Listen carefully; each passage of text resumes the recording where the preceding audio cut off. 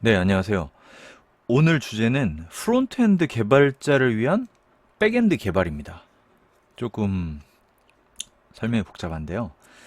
백엔드 개발 얘기를 하려고 하는데 사실은 백엔드 개발자들 분들보다 프론트엔드 개발자분들이 조금 더 관심 있게 들으셨으면 하는 내용이에요.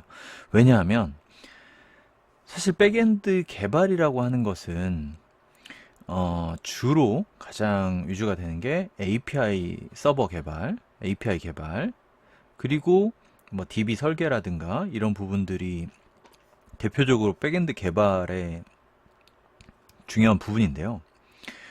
DB 설계라는 거는 결국 하려고 하는 것은 데이터를 저장하거나 조회하거나 하는 부분이겠죠. 이 인터페이스라는 역할이 API를 하는 거고. 프론트엔드 개발자는 이제 화면을 개발하고 있고, 그 화면에 어떤 사용자 정보라든가 뭐 게시판이라든가 뭐 댓글이라든가 이런 데이터들을 서버상에 저장을 하고 가져와서 불러들여서 읽게 되고 그런 것들을 이제 화면 개발로 말을 하고 프론트엔드 개발자들이 하게 되죠. 이때 호출하는 것이 API이고 API에 대한 응답이고요. 뭐 제이슨 같은 형태로 데이터가 저장되어 있는 것들을 가져오게 됩니다. 여기 부분이 이제 백엔드 개발자인데, 어, 자, 생각해보면 프론트엔드 개발자는 어떤 경우에는 화면을 어느 정도 만들고 나면 API로 호출해서 응답받고 싶어 할 거예요. 그런데 백엔드 개발자들은 또 백엔드 개발자 나름대로의 스케줄이 있어서 API를 개발하고 있을 거예요. 물론 어떤 API들은 개발됐어요 라고 제공해 줄 수도 있겠지만 그 싱크가 안 맞을 수도 있죠. 그럼 미리서 프론트엔드 개발자가 API로 호출할 수 있고 API에 대한 응답을 받을 수 있다면 훨씬 좋겠죠. 조금 더 이거 자체를 쉽게 개발할 수 있다면 프론트엔드 개발자 위주의 팀에서 조금 더 쉽게 백엔드를 구축할 수 있겠죠. 오픈 소스가 이제 str API라는 것입니다. 뭐 들어보신 분들도 있고 한데 제가 소개는 이번에 처음 해드리는 건데 UI로 개발을 해요. UI로 툴처럼 개발을 하는 것이고 API의 어떤 정의, 어떤 값들을 내가 저장하고 싶다.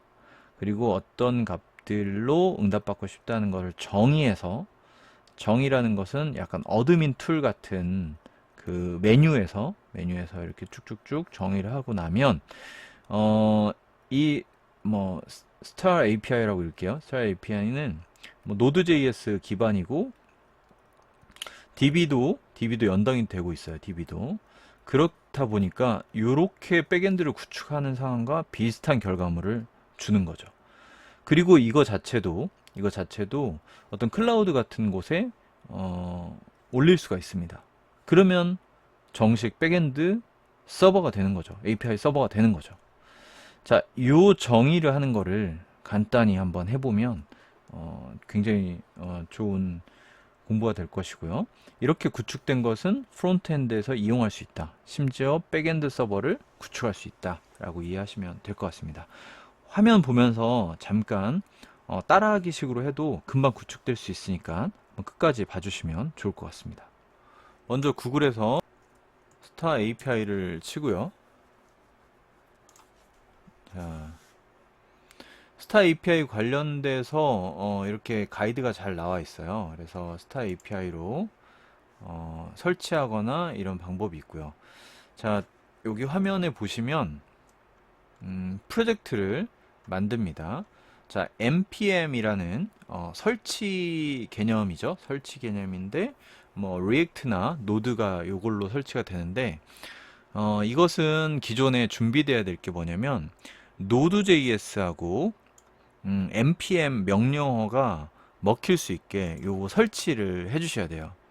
자, 설치를 해 주시는 과정은 각각 노드.js 설치. 자, 여기 보면 LTS 버전 are supported 16, 14, 16 이렇게 돼 있죠. 그러면 가서 14 또는 16을 받으시면 됩니다. 받고 설치하시면 돼요.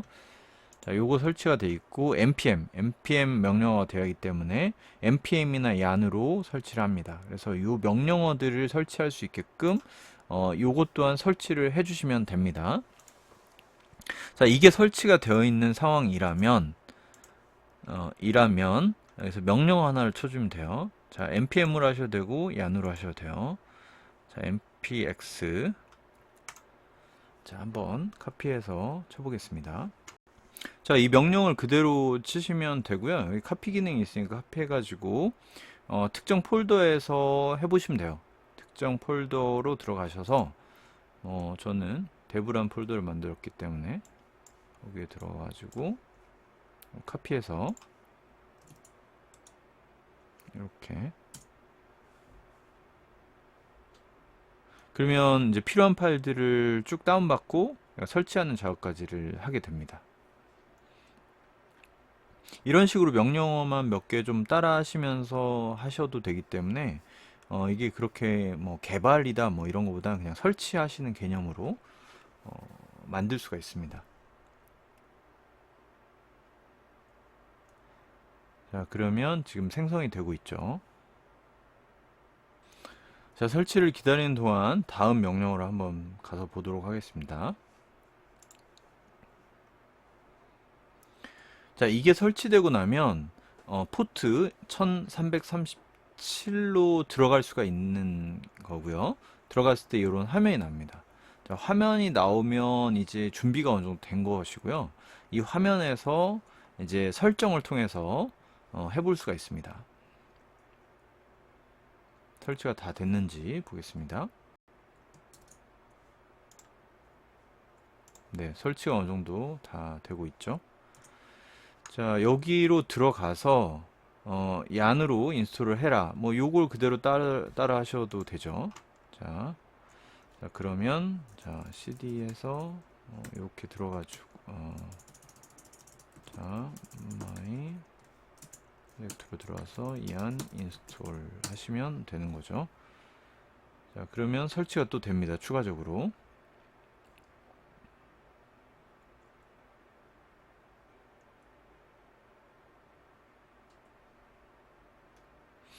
아, 이때 이제 에러가 난 거예요. 지금 에러가 났죠.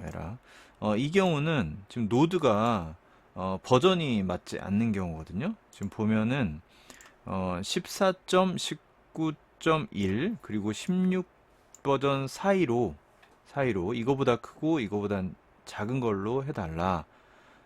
지금 현재 버전이 뭘까요? 한번 노드의 버전을 볼게요.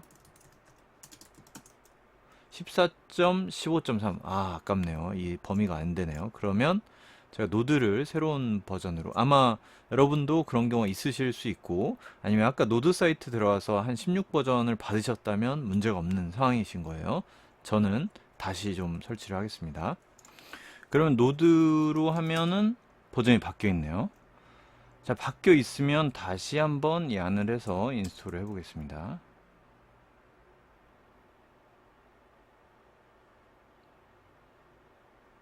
네, 이번엔 성공을 했습니다. 자, 이렇게 되면 다음 가이드를 볼게요. 자, 포트 1337 어드민으로 들어가 보겠습니다.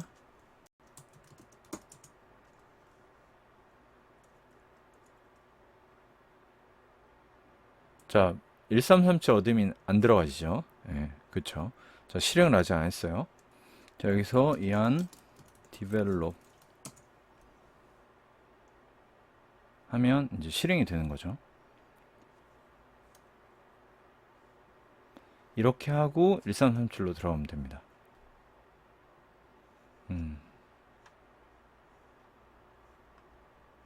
이제 들어가셨네요. 자, 어드민 툴로 이제 들어가신 거예요. 자, 어드민 툴. 이게 로컬입니다. 로컬. 이 서버에 띄워진 거죠. 이 서버에 띄워진 거고, 여기 이제 가입을 하셔야 돼요. 가입을. 그냥 계정, 뭐 이름 생성하시고 가입을 쭉 하시면 돼요. 이 가입을 하시고 다음으로 넘어가시면 됩니다. 자, 가입을 다 하시고 들어오시면 되고요. 자, 여기서 해야 될 것은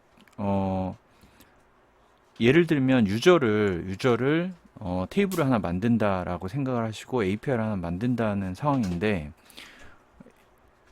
미리 등록을 할 수도 있는 거죠. 미리 등록을 할 수도 있고, 아니면 여기에 API로 등록을 시킬 수도 있겠죠. 그러면 API로 등록한다면 포스트 메시지로 보내는 거고, 등록되어 있는 유저들을 가져온다면 get으로 할 수가 있는 거고요. 아주 간단하게 그냥 한 유저를 등록한 다음에 걔를 get 해오는 것만 간단하게 한번 해볼게요. create new entry 하시고, 이렇게 해서 한 사람을 등록을 해 놓을게요. 이게 안 되네요. 깐깐하네요. 자, 하나 등록해 놨습니다. 여기 보이시죠? 약간 DB처럼 보이죠? 요걸 가져오는 게 목표예요. 그리고 이 유저가 API입니다. 자, 얘를 한번 호출하는 거를 해볼게요.